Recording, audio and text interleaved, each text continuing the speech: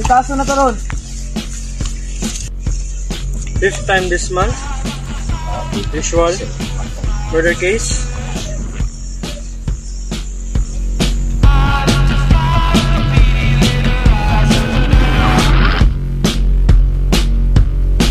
Maayong hapon, ako si Lara Reyes ug kini usa ka Newswatch exclusive.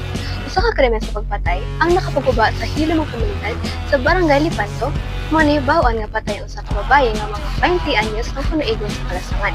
Ang hanutagan kita og pinakabagong impormasyon ni papayan sa investigasyon, kauban nato karon si Detective Joshua Gomez. Ang hapon yung tanan, ang insidente na hitabo mga alas 3 hangtod alas 5 sa Kalasangan sa Barangay Lipanto.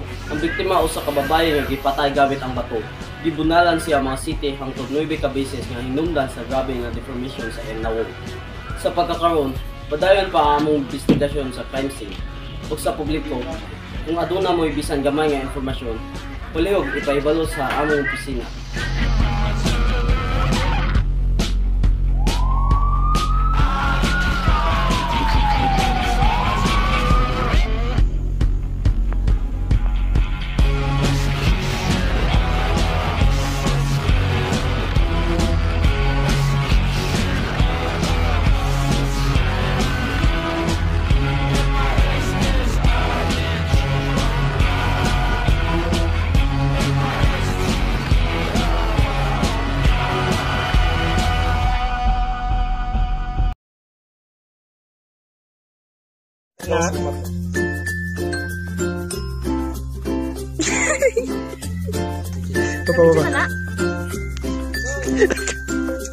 Guys, Okay.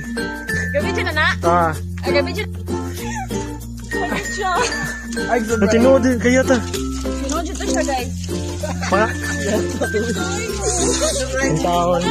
Paghinay lang. Sige na ba? Ano kaya actress na to dyan eh? Kapuya eh. Okay. oy, ay, traffic ito, oy.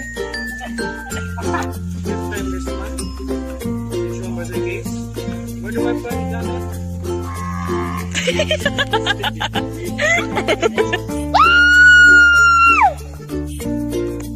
I love you.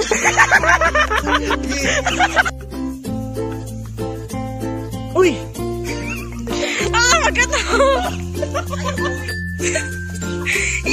Mga gay!